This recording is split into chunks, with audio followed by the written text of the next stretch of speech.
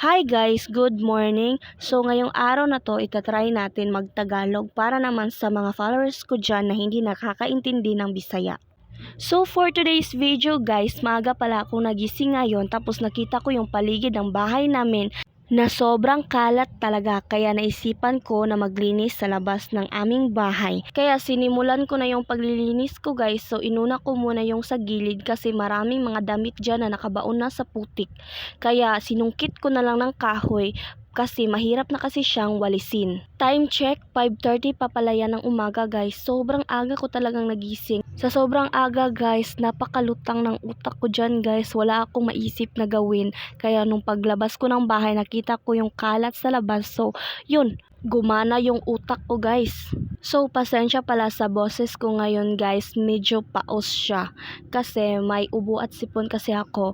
Kaya trinay ko na lang talagang mag-voice over ngayon para naman meron akong mai-content.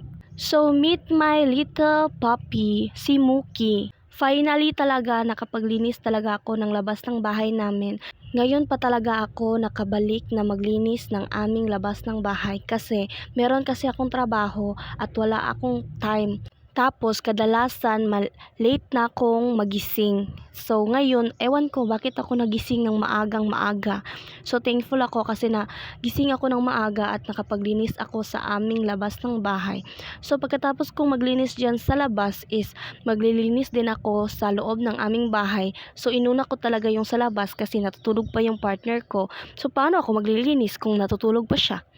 So, dyan guys is sinungkit ko talaga ng kahoy kasi ang hirap niyang kunin. Merong mga sako na nakabaon kasi maputik kasi yung lugar namin guys. Kasi nung nakaraan kasi is maulan talaga dito sa aming lugar.